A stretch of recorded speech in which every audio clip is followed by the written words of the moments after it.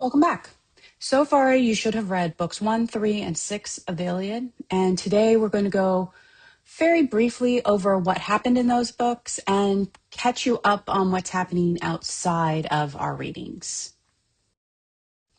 So, previously in the Iliad, Book 1, Agamemnon was forced to give Chryseis to her father, so he stole Briseis from Achilles. Achilles is not happy, and he does two things. First, he refuses to fight anymore. And second, he asks his mother to plead with Zeus to support the Trojans. Much to Hera's disliking, Zeus agrees to support the Trojans for a while and makes it so that no other gods can support the Achaeans. In book 3, we shift a little from Achilles over to Paris. Mostly here, Homer is demonstrating how completely inept Paris is at fighting. For a war that is completely his fault, he's a horrible warrior and probably should have thought things through. But he did not. And book 6, the war continues, and we see full might and strength of the Achaean armies, even without Achilles. It seems like they're doing pretty well for a while. But we also see a little bit of Hector's domestic side and domestic life when he returns to Troy and asks his mother to have the women pray to Athena for help for the Trojans. They do, but Athena is also still, much like Hera, very salty about Paris giving Aphrodite that golden apple, basically saying she's not as pretty as Aphrodite.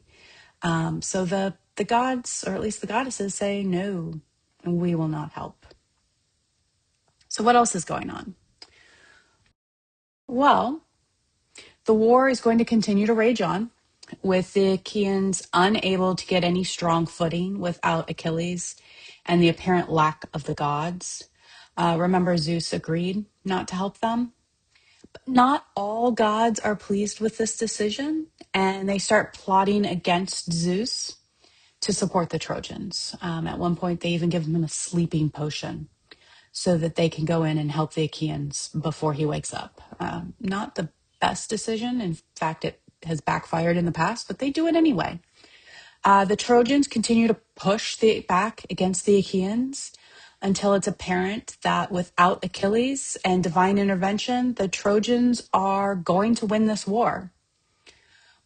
But Achilles is still very upset and pouting over his loss of Briseis. So his best friend, right-hand man, and according to most historian and literary critics, lover, Patroclus offers up a suggestion. And that's pretty much where we start, is what happens for the Achaeans once Patroclus says, what if we did this?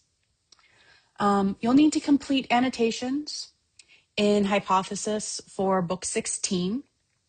You'll also want to remember that your presentation outline is due this week.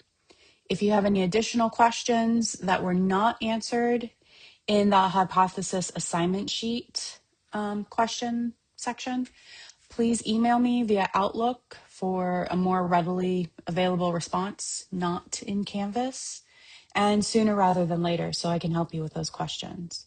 You can also go back and add them to Hypothesis, and I'll respond to them there too, and then everybody can benefit from your questions. Otherwise, happy reading and enjoy the conclusion of the Iliad.